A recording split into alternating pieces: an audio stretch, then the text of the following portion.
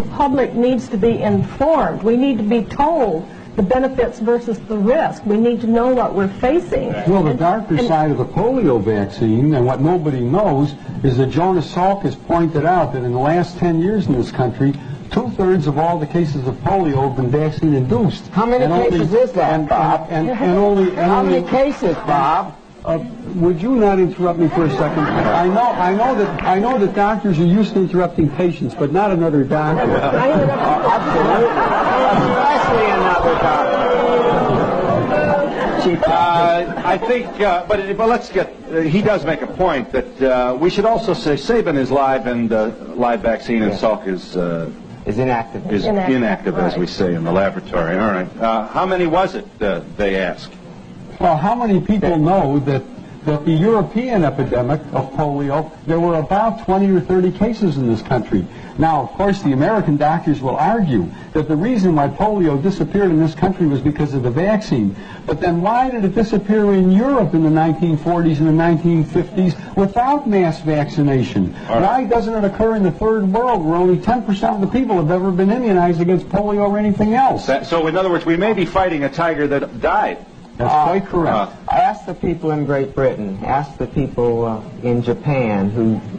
Back here. Gentlemen, if you please. I've got probably the smartest audience we've ever had. I have a question. How long a delayed action, if any, would you connect this with, like MS?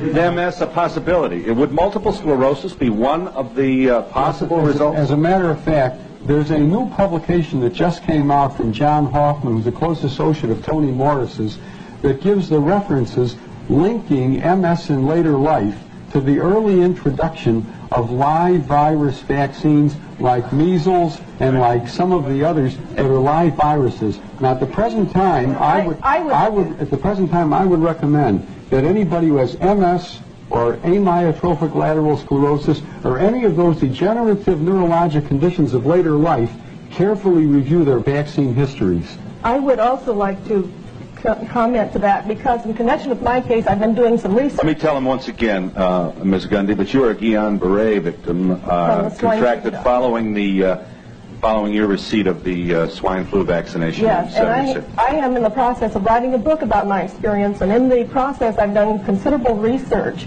And from what I have learned, it looks as if immunizations frequently cause autoimmune diseases, not only Guillain-Barré syndrome, but lupus, rheumatoid arthritis, multiple sclerosis, and other types of things. Now, I have no data at this point. We should also say that there's a good deal of evidence suggesting that multiple sclerosis may be the result of distemper in an animal that the victim received during childhood. Now, none of this is absolutely nailed to the wall. But that's the problem with this. What's a mother to do with all of these balls in the air and nobody really certain? I would just like to also comment that we had 46 million people vaccinated with the swine flu shot. And I have written to Ralph Nader's organization. I have written to some of the government organizations trying to get them to do a survey, an ongoing survey, to see if these vaccinations do cause autoimmune diseases or what the reactions are. I can't even get a response because I'm not a doctor. I have no clout. I'm a nobody. Mrs. Grant, why were you shaking your head? Phil, it isn't only with that vaccine, it's with all vaccines. Yes. They are not interested in the adverse reactions. As a matter of fact, if I may, I'd like to invite anyone to write to me if they've had an adverse reaction. I'd like to help the government because they don't want to know, but I would like to know. I am a mother of 3 children, and I have been informed and I've read up on these things.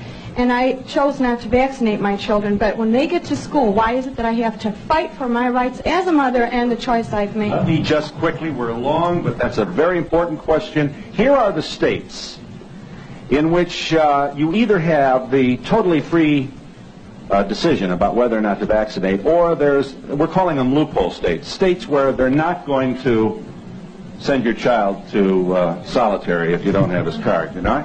All right, California.